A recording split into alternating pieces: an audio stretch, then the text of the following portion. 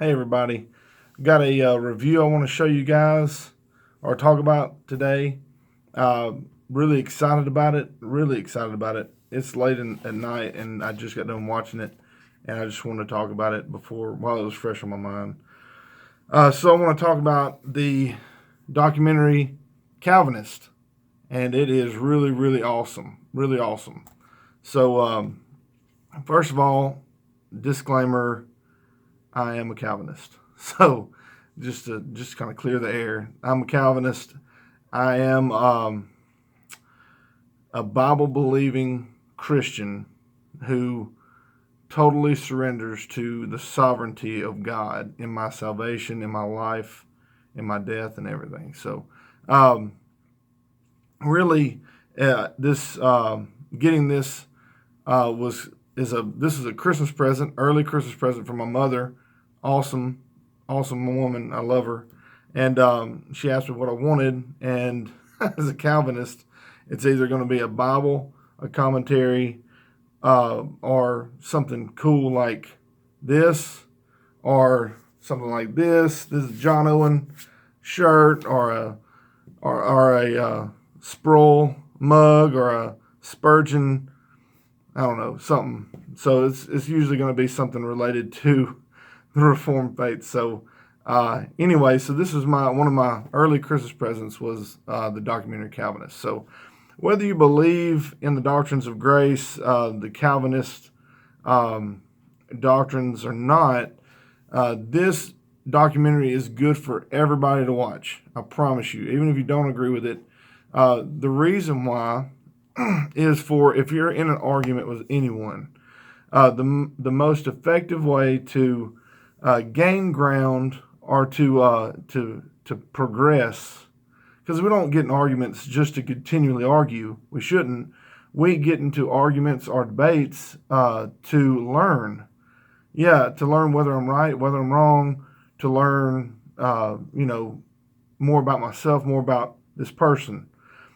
So to have even if you're an Arminian uh, or whatever, to watch this and understand the proper definition of a Calvinist and Calvinism might give you a better perspective of where a Calvinist is coming from. So when you're talking to one, you would really have a better understanding of that person when you know what they believe accurately. So I know Dr. James White works tirelessly with our Muslim friends, uh, trying to give them a more accurate perspective of the gospel of a triune God, of Jesus is God, the incarnation, for the same purpose to give perspective, to give the correct perspective, the correct representation of our faith, and that's what Calvinist is meant to do, is to give you a correct version of Calvinism, opposite of the one that is faulty or you've misunderstood for years. The dirty word, the Calvinist, So anyway, to get the ball rolling, now we're 3.5 minutes into this video. I'm very grateful to my mother. By the way, plug for Missional Wear. She got this from Missional Wear. You can get it from Missional Wear. I got this shirt from Missional Wear, mugs and all those things from Missional Wear. So check it out, www.missionalwear.com. So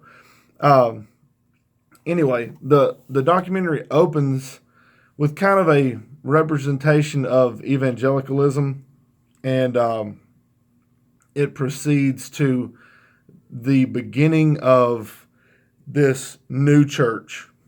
The newest generation, my generation, is tired of the status quo, and the church is emerging or resurging. And there's two movements. One's the emergent church, one is the Reformed resurgence, and it kind of gave a good definition of one is charismatic, one is more biblically based, not as liberal, more conservative kind of thing. So it kind of goes from there to the the startings of this young, restless Reformed movement. It kind of started on the internet and proceeded to really enliven people's minds and hearts to the doctrines of grace. And so, what are the doctrines of grace? So then they proceed to TULIP, the TULIP, and I'll get into that. I could get into that, but I'm not going to really. I guess I'll go ahead. Total depravity, unconditional election, limited atonement, irresistible grace, and perseverance of the saints. So the documentary well defines all those things and gives great analogies and illustrations and biblical backing for all 5 of those.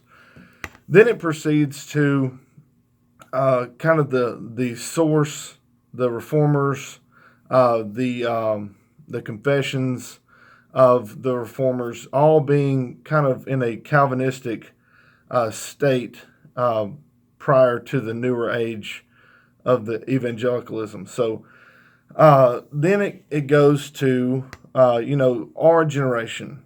What's our generation doing? It talks about so many things. I don't want to miss something, and really, I don't want to derail you.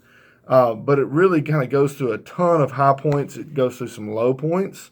Talks about Mark Driscoll. Talks about Mars Hill Church. What happened there? If you want to know what happened, get the documentary. And I'm sure you can Google it, whatever.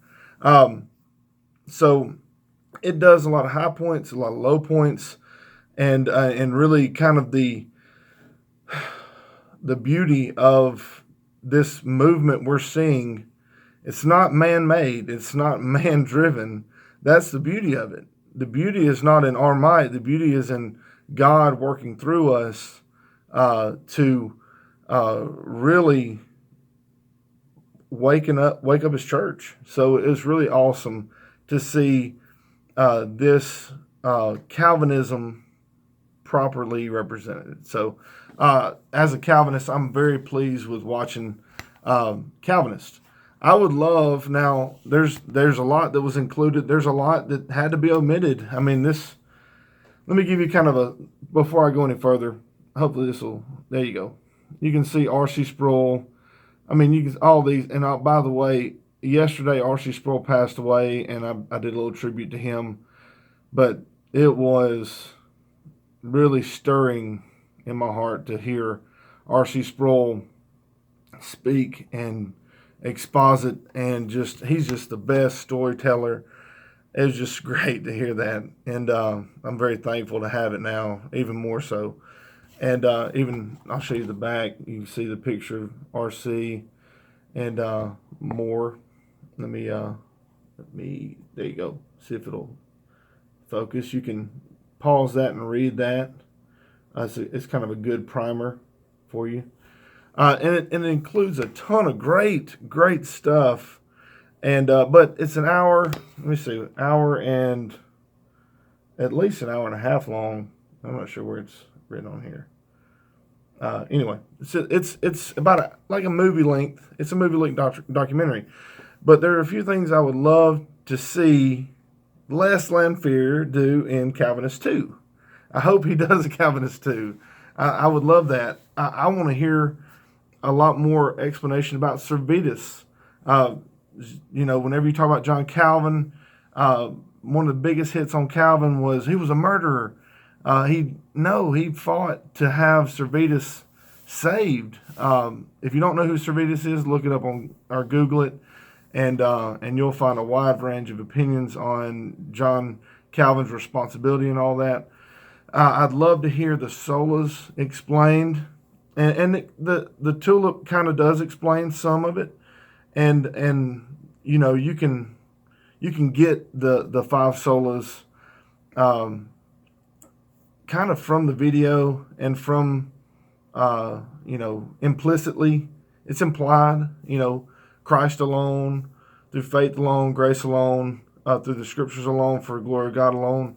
But I'd really love to see Servetus. I'd love to see the birth of the English Bible. I'd love to see more about Knox and the Reformers. There's just so much more there I would love to see a Calvinist too. I really would. And then in Calvinist too, we could kind of see where we're at since the last movie. You know, what has happened. I'd love to see more Matt Chandler. I'd love to see more of our modern guy, more MacArthur. You know, I'd love to see more modern guys involved in the next one. Now that this one was such an awesome success. By the way, Les Lanphere, thank you for doing this, man. Thank you. Uh, Thank you to the Reform Pub and the Reform Pubcast. You guys, you have been so edifying to a large body of believers. Thank you for the encouragement you've given Les, the support you've given Les, so he could produce this. And anyway, thank you guys again. So I want to see more. You know, I'm hooked. I love it. And but there's more to the story to tell, and I know Les knows that. You just can't put but so much in an hour and a half. So hopefully he gets the desire and the push from the Holy Spirit to do this again. So anyway, thank you guys. Hope go get it. Please get it. Missionalwear.com. There's probably other places you can buy it. But get it. You need to get it whether you're a Calvinist or not, so you can understand the correct representation of Calvinism. Please get it. And thank you for watching. God bless.